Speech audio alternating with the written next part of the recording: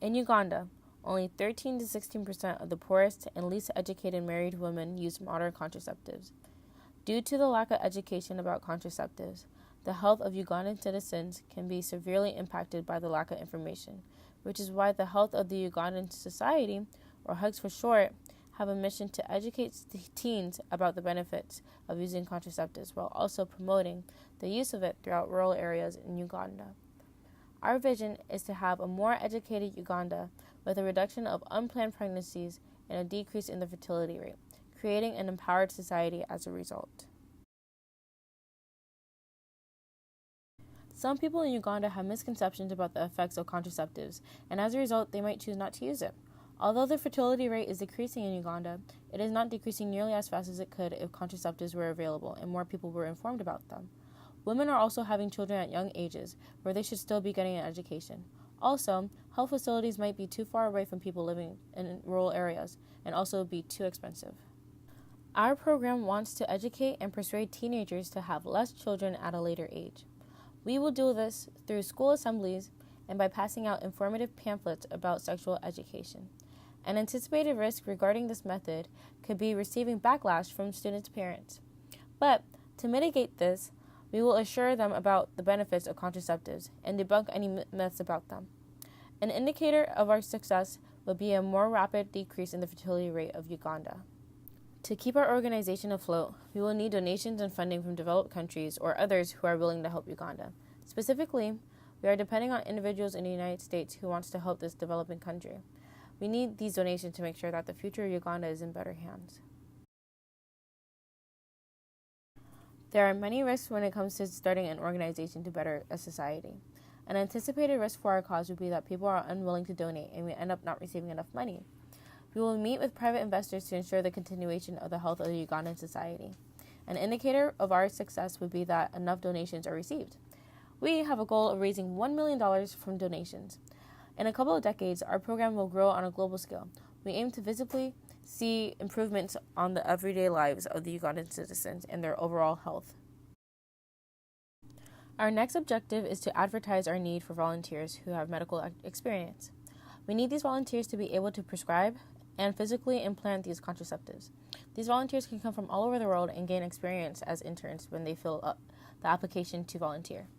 We will first start in rural areas where there is not enough health facilities, and then move towards urban areas where people also need access to these facilities.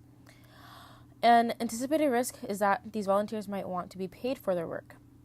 We will mitigate this risk by offering housing and food to these volunteers to persuade them to continue helping. An indicator of our success will be that we have enough volunteers, which is around 50 volunteers to start off with.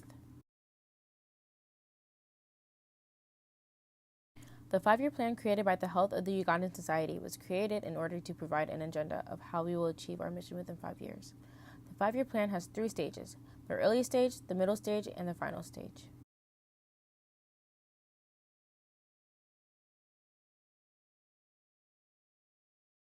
Our goal in the early stage is to supply funds for our organization in case we run out of funds from the Luna Foundation.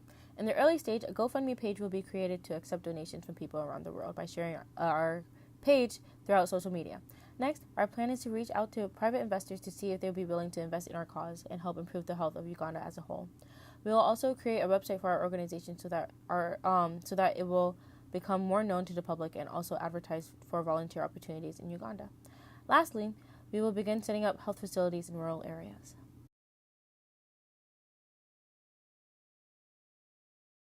In the middle stage, we will reach out to schools to see if they would allow us to promote contraceptive education.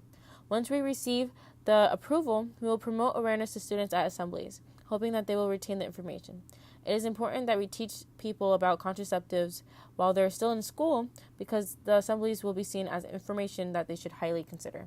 Next, we will pass out condoms and pamphlets that teaches students about the benefits of contraceptives. We will also increase the amount of health facilities in rural areas and begin building health facilities in urban areas once we receive enough money.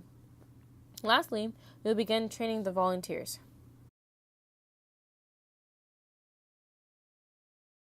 In the final stage, we expect to see a greater decrease in the fertility rate over time so that it can reach closer to the ideal fertility rate.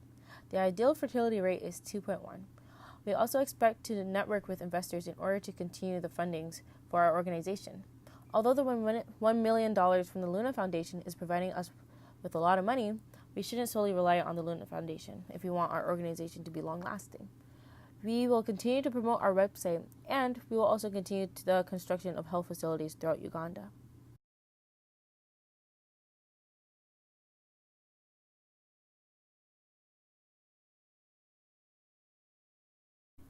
The health of the Ugandan society will ensure that the funds from the Luna Foundation will be the basis to help bring in greater awareness about contraceptives to Uganda.